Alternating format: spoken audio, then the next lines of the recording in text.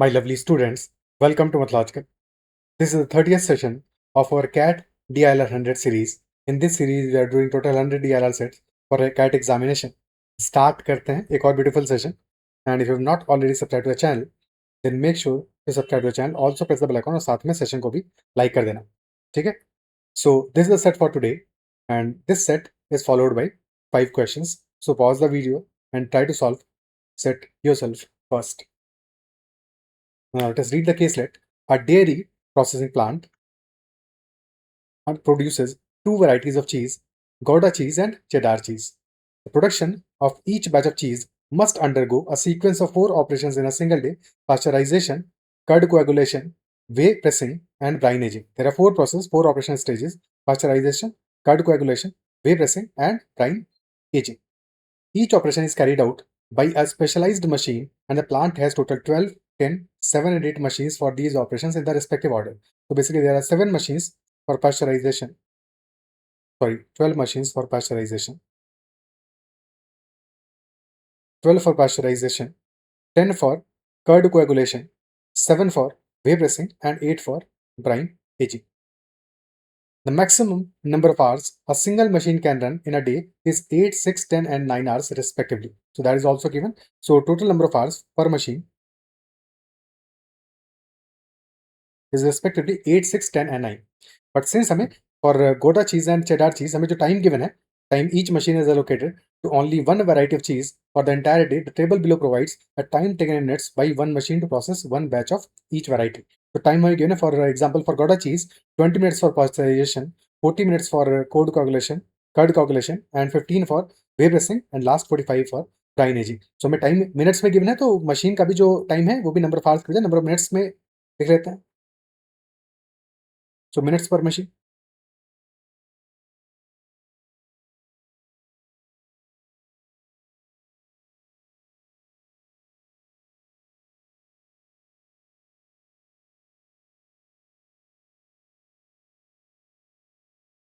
So 8 hours for a pasteurization machine, that will be 480 minutes. 6 hours, that is 360 minutes. Then 10 hours, 600 minutes. And lastly 9 hours, which is 540 minutes. Okay. So if a machine is working or producing Gouda cheese only, because obviously the question is saying each machine is allocated to only one variety of cheese for the entire day. So for one machine, only one variety of cheese will be produced by a machine. Okay, so different machines may be producing different types of cheese. Okay, so if we are allocating one machine to produce Gouda cheese, so in that case कितने batches बनेंगे in a day? Because to process one batch हमें time given है, तो number of batches कितने बनेंगे in case of Gouda cheese? 480 divided by 20, 24 batches can be produced, can be pasteurized by a machine. Similarly, curd coagulation, so 360 by 40, that will be for 9 batches. 600 by 15, 40 batches का whey pressing possible है, and 540 by 45, that is for 12 batches का brine aging possible है. But number of batches कितने बन पाएंगे? जो हमारा critical value होगा, minimum value होगा, because ये चारों process important है, तभी तो हमारा batch complete हो पाएगा. So basically in a day, if there is only one machine that is producing Gouda cheese, so in that case only 9 batches can be produced.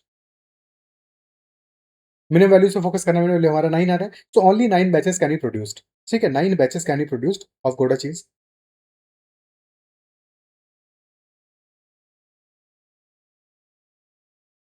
Cheese per machine. If you similarly check out for cheddar cheese, so for pasteurization 480 by 30, 16 batches can be pasteurized, and then 360 by 24, 15 batches can be coagulated, curd coagulation, and then 600 by 20, 30 batches के लिए we can do whey pressing, and lastly 540 by 36, that will be for 15 batches we can do brine aging. और यहाँ भी critical value हमारा क्या रहा है, यहाँ पे for 2 machines the critical value is there, 15 is the critical value, and that is for curd coagulation and brine aging. So 15 batches of cheddar cheese can be produced per machine. क्या appreciate कर पा रहे हो? ठीक है, question अभी खत्म नहीं हुआ, बट ये हमारा स्टार्टिंग पॉइंट अंडरस्टैंडिंग का ये समझ में आना चाहिए. तो स्टार्ट है बस. ठीक है कि 9 batches per machine for Gouda cheese and 15 batches per machine for cheddar cheese if only one machines are allocated. But ऐसा तो है नहीं एक्चुअल में. We have number of machines कितनी है? we have in total 12 machines of first type pasteurization, and then 10 machines of second type, 7 of third type, and 8 of fourth type. So that is what the basic fundamental of this question is.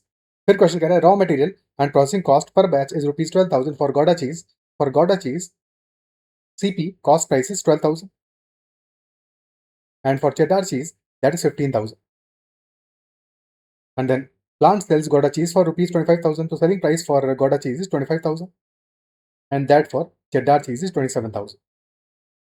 So basically per batch profit for Gouda cheese is 25 minus 12, 13,000, and that for cheddar cheese is 12,000. So more profit per batch is for Gouda cheese because that is 13,000. And last line, only completed finished batches that have successfully passed all 4 operation stages by the end of the day can be sold. Incomplete batches obviously sell नहीं होंगे, sell वही होंगे जिन्होंने चारों stages complete किया होगा. So that is our fundamental question. Basics. Now first question, what is the maximum total net profit that the dairy plant can generate in a single day? Maximum total net profit that the dairy plant can generate in a single day. ठीक है. So दो cases हमारे बनेंगे यहाँ पे. In fact अगर maximum profit चाहिए, so we will have to find out for producing what type of cheese or what a mixture of cheeses can we have maximum profit, isn't it? So if you produce all of them, so if you use all the machines to produce Gouda cheese, in that case कितना quantity produce हो सकता है? Because limitation हमारा कहाँ पे आ रहा है, criticality कहाँ पे आ रहा है? देखो 24 into 12 करोगे तो 360 240 and then 48, so 288 units can be produced. ठीक है, अगर सारे के सारे प्रोड्यूस करें, सारी मशीन्स प्रोड्यूस करें only Gouda cheese, so in that case कितना आ जाएगा? 24 into 12 that will be 288. But 9 10 is 90, 14 into 7 is 280, and 12 into 8 is 96. So critical हमारी मशीन्स कौन सी आ रही है? क्रिटिकल प्रोसेस हमारे हैं curd coagulation and brine ageing. इन दोनों पे ही फोकस करना, बिकॉज बाकी के लिए तो सफिशिएंट मशीन्स है हमारे पास, आधी मशीन से भी हमारा काम हो जाएगा. तो effectively we can only produce 90 units, 90 batches of Gouda cheese if we are using all the machines, isn't it so? ठीक है. इनफैक्ट अगर हम प्रिसाइजली देखें, सो अगर हम 90 यूनिट्स ही प्रोड्यूस करने वाले हैं, so in that case we only need 4 machines of pasteurisation. Total तो हमें चाहिए नहीं, only 4 machines are sufficient. Similarly for whey pressing only 3 machines are sufficient, isn't it so? So 90 units we can produce at max of Gouda cheese. Similarly if we observe for cheddar cheese, so 16 into 12 is 192, 15 to 10 is 150, 13 to 7 210, and lastly 15 to 8 that is 120. So we can produce only 120 units of cheddar cheese. पर ज्यादा profit किस case में होगा? We can produce at max 90 units of Gouda cheese and at max 120 units of cheddar cheese. So 90 और 120. ठीक है, या फिर कोई मिक्सचर भी ले सकते हैं इनका. So if you are producing only 90 units of Gouda cheese, यानी कि all the machines are used only for Gouda cheese, so in that case कितना प्रॉफिट होगा हमारा? 13 के per batch. So 90 into 13,000, that will be our profit. And in the second scenario cheddar cheese that will be 120 to 12,000. So in the second scenario 12 into 12, 1440,000, या 14,40,000 will be the profit. And for all the Gouda 39s are 117, so 1170 यानी कि 11,70,000 will be the profit. So there is higher profit if you are producing all cheddar cheese. So answer क्या होगा हमारा? That will be 1440,000. ठीक है. अब यहाँ पे एक चीज और हमेशा करके देखना है कि हमारा प्रॉफिट अभी जब हम देख रहे हैं, if you are producing all, if you are using all the machines for Gouda cheese, definitely profit is lesser in comparison when we are using all the machines for cheddar cheese. अब देखो एक बात और clear है, हमें पता है कि some machines are in spare. ठीक है, some machines are in spare, but that is not in spare for all the 4 process. तो 2-4 प्रोसेस करके तो हमारा हम Gouda cheese एडिशनली तो नहीं बना पाएंगे ना. ठीक है, so that is not possible. But एक केस हो सकता है कि if we are using 1 machine each for Gouda cheese, तो उस केस में देखते हैं कि हमारा प्रॉफिट इंक्रीज करेगा या डिक्रीज करेगा.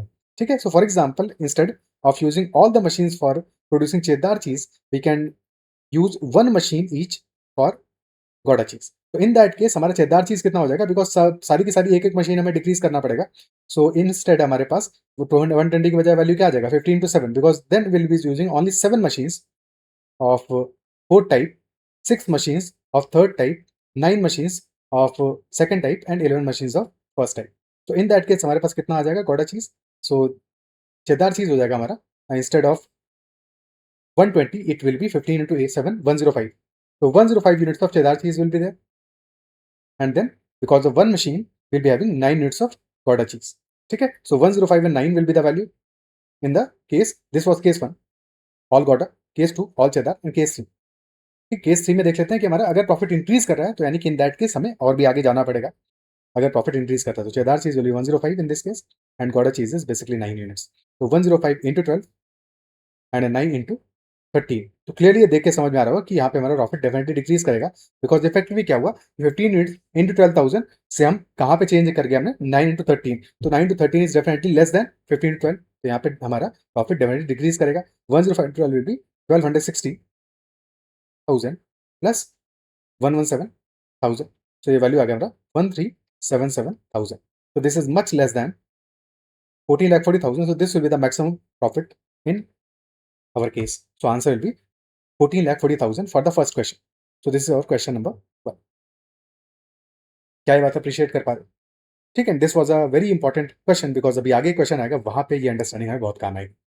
ये क्वेश्चन तो सिंपल था बट आगे ये चीजें फंसाएंगे हमको. ठीक है. सेकंड क्वेश्चन करते हैं. What is the maximum number of batches of gouda cheese that can be produced with the plant plants to produce 90 batches of cheddar cheese. तो अगर 90 batches of cheddar cheese produce कर रहा है उस case में how many batches of gouda cheese we can produce? तो 90 batches of cheddar cheese use कितना करेगा? For 90 batches, for production of 90 batches, we need 6 machines because 15 batches of cheddar cheese can be produced by one machine. So for producing 90 batches, we need 6 machines. Isn't it so? Basically 6 machines of these two types, type 2 and type 4. और बाकी cases में तो हमारा और भी कम से काम चल जाएगा. 3 machines of the third type and 6 machines of the first type as well. So for producing 90 batches of cheddar cheese, number of machines of type 1, type 2, type 3 and type 4. So we need basically 16 batches per machine of type 1. So 90 by 60, we need 6 batches, 6 machines of second type, 6 machines of fourth type, 6 machines and of the third type, 3 machines. तो इतना तो हमने cheddar cheese में use कर लिया. For Gouda चीज भी remaining कितनी मशीन बची हमारे पास? टोटल थी 12, 10, 7, 8. So remaining are 6, 4, 4 and 2. So this will be the critical point because we have only 2 machines of the last type. तो कितना गौडा चीज प्रोड्यूस हो सकता है?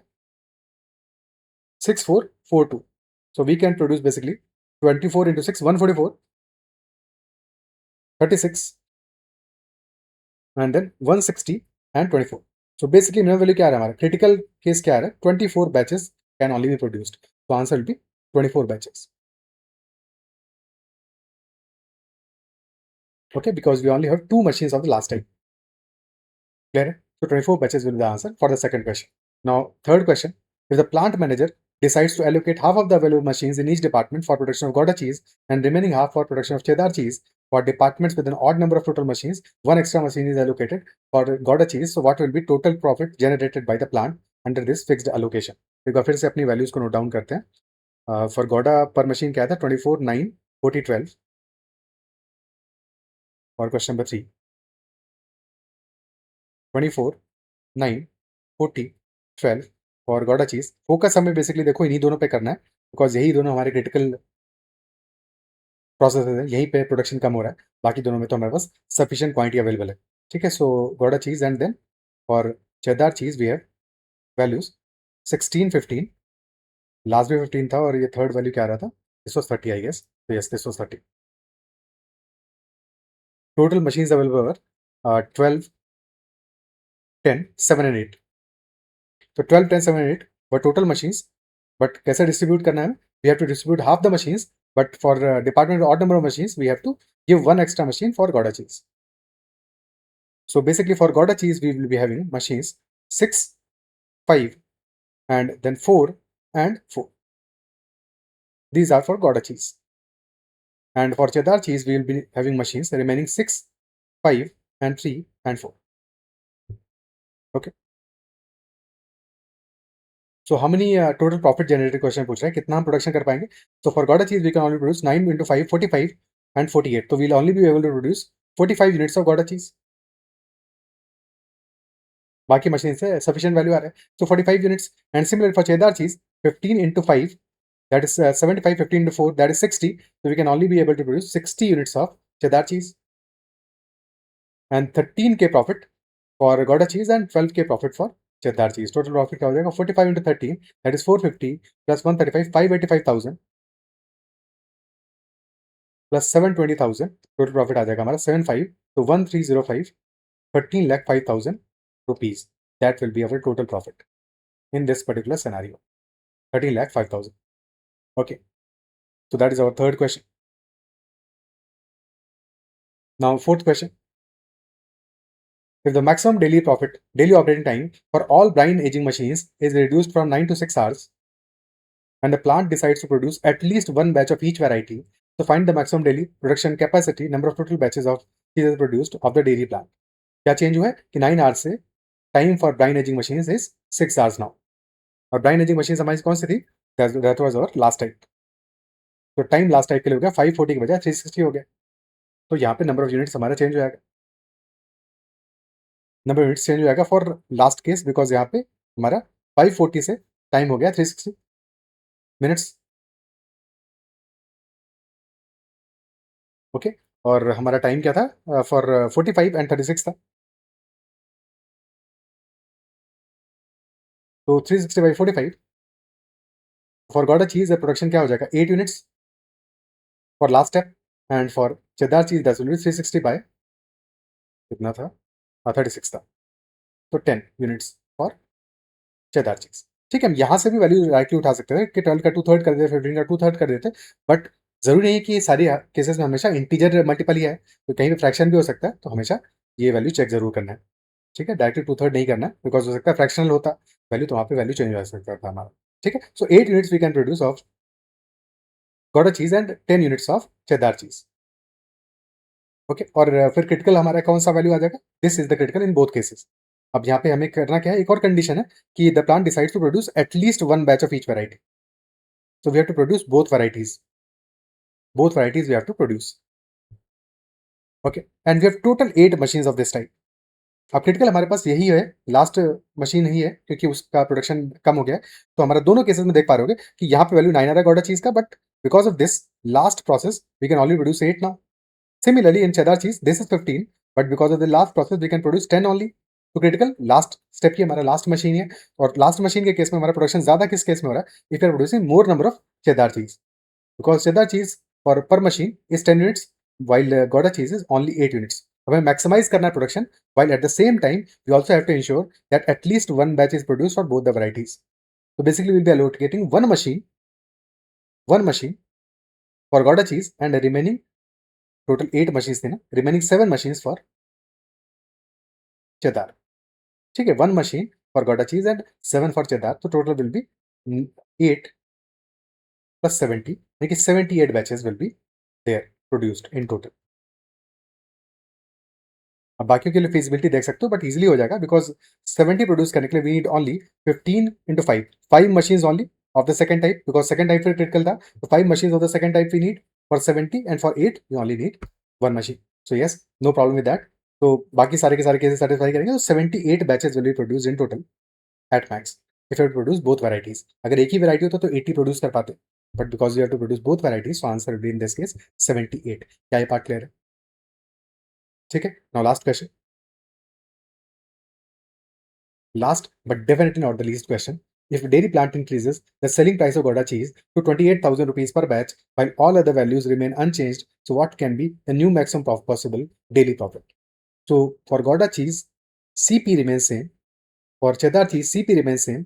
ठीक है, जो पहले था वही वैल्यू है, बट गौडा चीज के लिए सेलिंग प्राइस चेंज हो गया हमारा. तो सीपी और गौडा चीज कितना था पहले, हमारा वैल्यू था 12,000 and 15,000,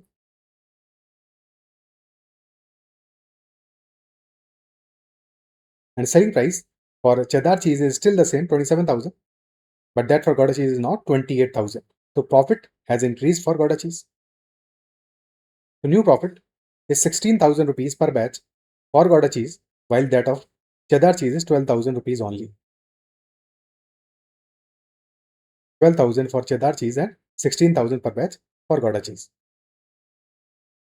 Now if we only focus on one machine, so one machine can produce total 9 batches, क्योंकि अब ये फोर्थ क्वेश्चन में ही कंडीशन था हमारा 9 से 6 आवर्स हुआ.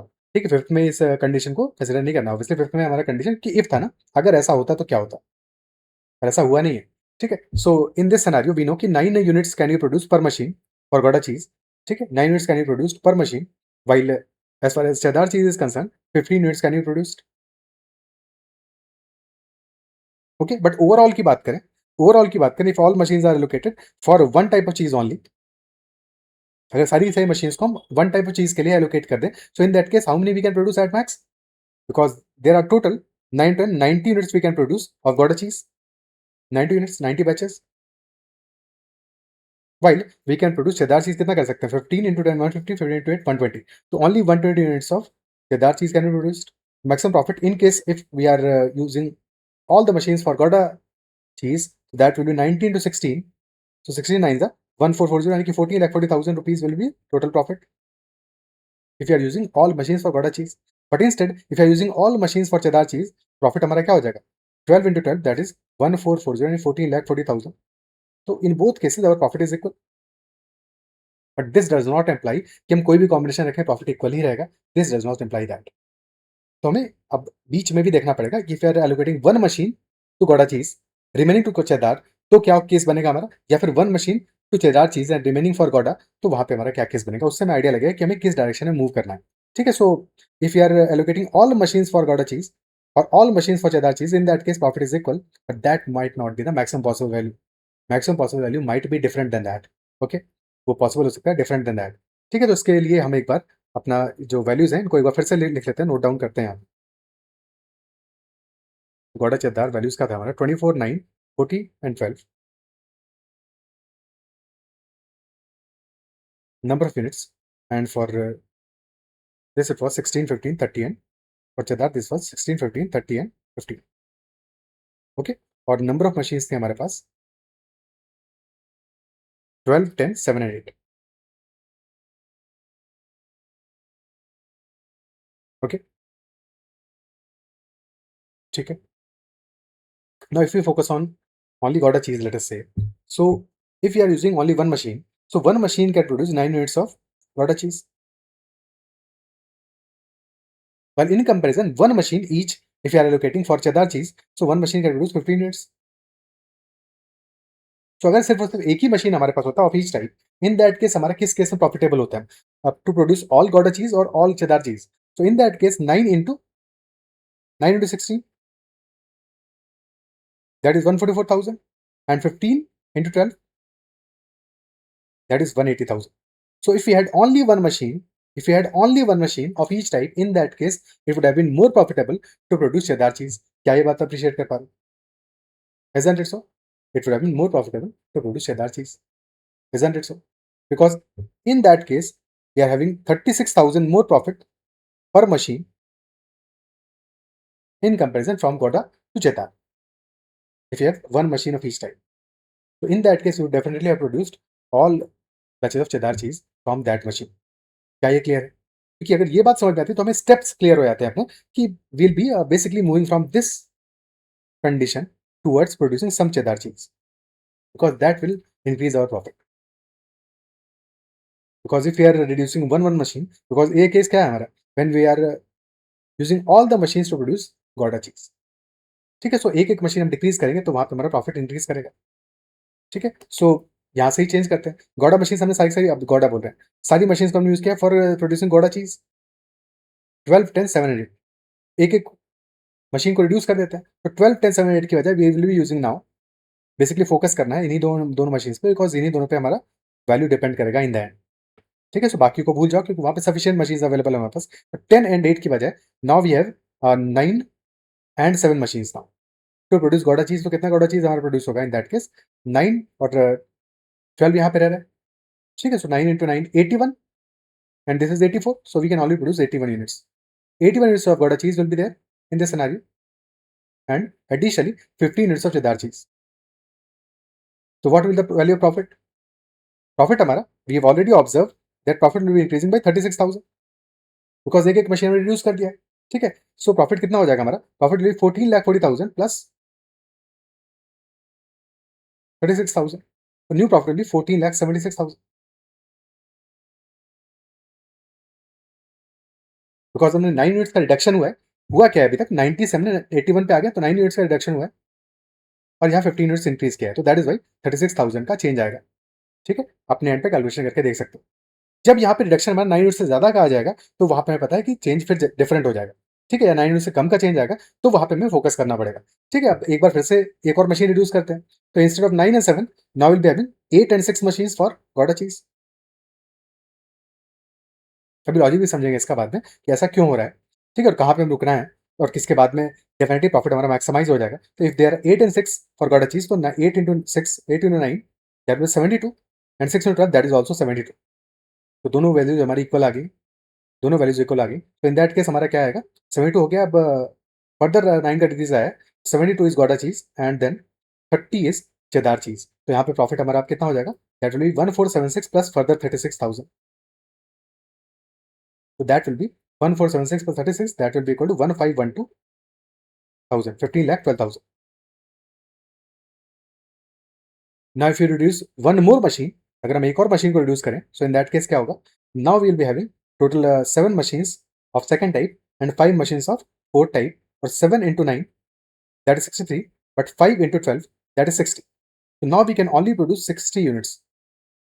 अब सिर्फ 60 यूनिट्स से प्रोड्यूस कर पाएंगे। ठीक है, सो इस बार रिडक्शन हमारा 9 यूनिट्स से ज्यादा का आएगा, रिडक्शन हो जाएगा 12 यूनिट्स का इन गोटा। ठीक है, रिडक्शन हमारा 12 यूनिट्स का आएगा और effectively we are using 15 more units of cheddar cheese. Production में हमारा उतना ही इंक्रीज आएगा 15 का।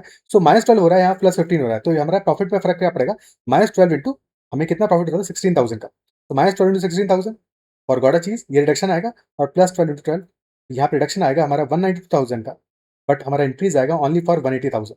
तो in this case our profit will be reducing further, तो हमारा प्रॉफिट रिड्यूस होगा 12,000 से, यानी कि new profit will be 15 lakhs, 15 lakhs। तो प्रॉफिट अब कम होना शुरू हो जाएगा, यानी कि this is the maximum value profit, 15 lakh 12,000 is the maximum possible value profit. क्या है क्लियर? आंसर हमारा आ जाएगा option C, that maximum possible value of daily profit is equal 15 lakh 12,000 and not 14 lakh 40,000। This was a beautiful question, but यहाँ पे optimisation समझना important है कि किस तरह से हम ऑप्टिमाइज करेंगे और रीजन क्या है उसका, वो भी समझते हैं। अभी रीजन भी अपना प्रॉपर्ली समझते हैं। ठीक है, अगर हम सारी की सारी मशीन को यूज कर रहे थे 12, 10, 7 and 8, and again we'll only be focusing on second and fourth aspect, second and fourth aspect. ठीक है, तो यहाँ पे प्रॉपर्ली एक बार अच्छे से समझते हैं इस कॉन्सेप्ट को, सो दैट क्योंकि बहुत सारे लोगों का भी कंफ्यूजन होगा कि इसमें हम आइडेंटिफाई कैसे करेंगे इन चीज़ों को। This is gouda, this is cheddar, 24, 9, 40, 12, focus only on second and fourth type, and for Cheddar cheese these values are 30, 16, 15, 30 and 15. Okay, so if we focus on second type machines, so we have two choices. Either we can produce 9 units of Gouda cheese or 15 batches of 9 batches of Gouda cheese or 15 batches of Cheddar cheese. ठीक है, 9 batches of G और 15 batches of C.